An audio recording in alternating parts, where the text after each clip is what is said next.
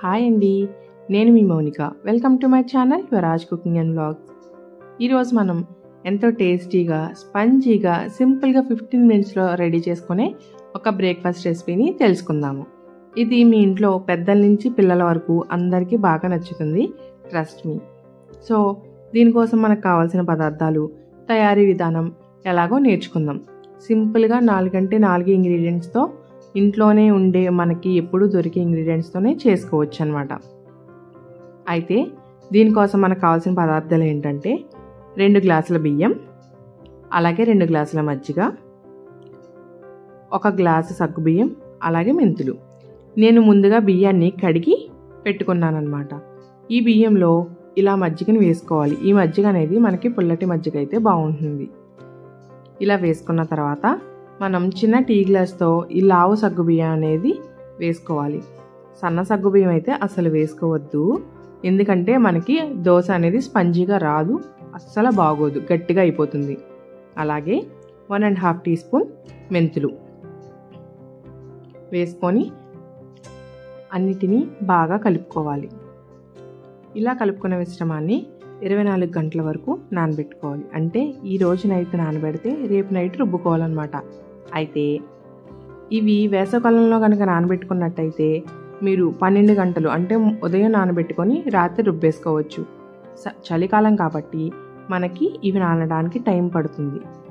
ఇలా నానితేనే మనకి దోశ అనేది చాలా బాగా వస్తుంది. ఈ టిప్ని మాత్రం అస్సలు మిస్ అవ్వద్దు. వేసవకాలంలో ఎక్కువగా నానినా, అదే శీతాకాలంలో తక్కువగా నానినా దోశ అనేది బాగా రాదనమాట. ఇది మేము ఎన్నోసార్లు ట్రై చేసి తెలుసుకున్న టిప్. దీన్ని ఫాలో అవ్వండి. ఇప్పుడు ఈ బియ్యాన్ని మిక్సీ జార్లో వేసుకొని నేను వీడియోలో చూపిస్తున్న విధంగా మెత్తగా రుబ్బుకోండి.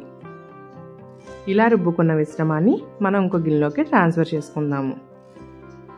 ఇలాగే మిగతా బియ్యాన్ని కూడా రుబ్బుకొని నానబెట్టుకోండి. రుబ్బిన తర్వాత కూడా ఒక నైట్ అంతా నాననివ్వాలి. అంటే దాదాపుగా 12 గంటలు నాననివ్వాలి. ఇలా నానితే ఈ దోశ అనేది చాలా బాగా వస్తుంది. ఇలా నానిన దోశ పిండిలో కొంచెం ఉప్పు, 1.5 టీ స్పూన్ వరకు నేను ఉప్పు వేసుకుంటున్నాను. ఉప్పు అనేది కొంచెం ఎక్కువగానే పడుతుందండి. 1.5 టీ స్పూన్ ఉప్పు వేసుకొని, అలాగే మనం తరిగి పెట్టుకున్న ఉల్లిపాయ ముక్కలు, పచ్చిమిర్చి, అలాగే తురుముకున్న క్యారెట్ వేసుకొని బాగా కలుపుకోవాలి.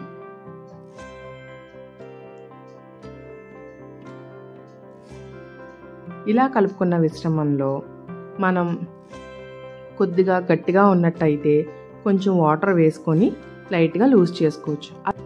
అలా అని మరీ జారుగా కలపకండి. ఇలా కలుపుకున్న బ్యాటర్ని మనం దోశలా వేసుకుందాం.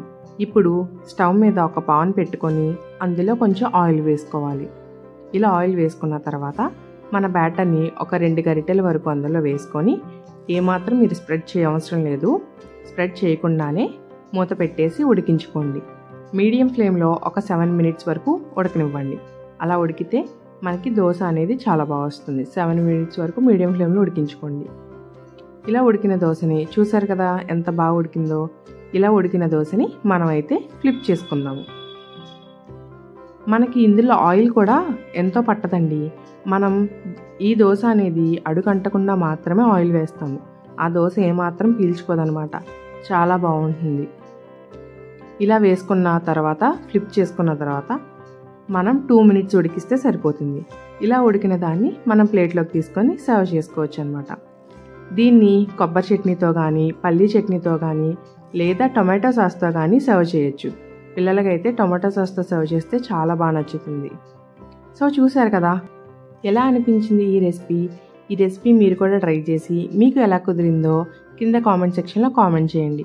అలాగే మన వీడియోస్ కనుక మీకు నచ్చినట్టయితే మన ఛానల్ని సబ్స్క్రైబ్ చేసి ఆల్ నోటిఫికేషన్ని ఆన్ చేసుకోండి. అలాగే మన ఈ వీడియోస్ని మీ ఫ్రెండ్స్ అండ్ ఫ్యామిలీతో షేర్ చేయండి. అలాగే లైక్ చేయండి. Thank you.